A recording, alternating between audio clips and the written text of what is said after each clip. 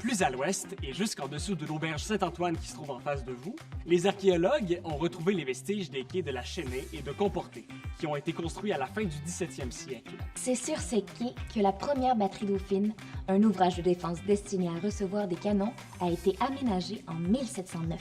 Le mur de pierre qui longe la rue Saint-Antoine et qu'on peut encore apercevoir est un contrefort de la seconde batterie dauphine. Cette fortification devait s'élever à une distance de 5 mètres devant la première. Commencée en 1757, elle est restée inachevée. Sur le trottoir, vous pouvez aussi apercevoir des inscriptions indiquant les différentes limites des berges au cours du temps. Tout ça est le prétexte idéal pour se remémorer l'activité fébrile qui prenait place dans les alentours au moment du régime français. Le commerce, évidemment, mais aussi la construction maritime, la chasse et la pêche.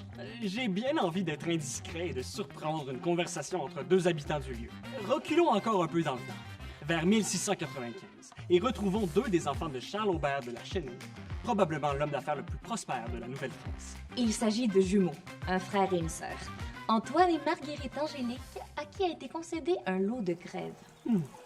Marguerite Angélique, je ne croyais pas vous voir ici aujourd'hui. Antoine, vous avez parlé de remplacer les palissades de pieux par des quais de pierre. Je voulais voir de quoi il en retournait, sachant que ces terrains nous appartiennent à tous les deux. Sans conteste, mais je croyais que vous seriez trop occupé à vous préparer pour la fête donnée par Monsieur de Frontenac. Ah, mon frère se moque de moi. Je n'ai aucun goût pour ces fêtes et vous le savez. Alors, c'est par ici que pourront être déplacées les marchandises ainsi que leur circulation. Et par là-bas, nous entreposerons le matériel destiné à la traite des fourrures. Oh, je voulais d'ailleurs vous informer de plusieurs arrivages d'objets destinés à nos fournisseurs des Premières Nations. Des perles de verre, des couteaux pliants, des épingles, des hameçons, des plombs de chasse et des pierres à fusil. Bien, j'espère que les couteaux seront de meilleure qualité que la dernière fois.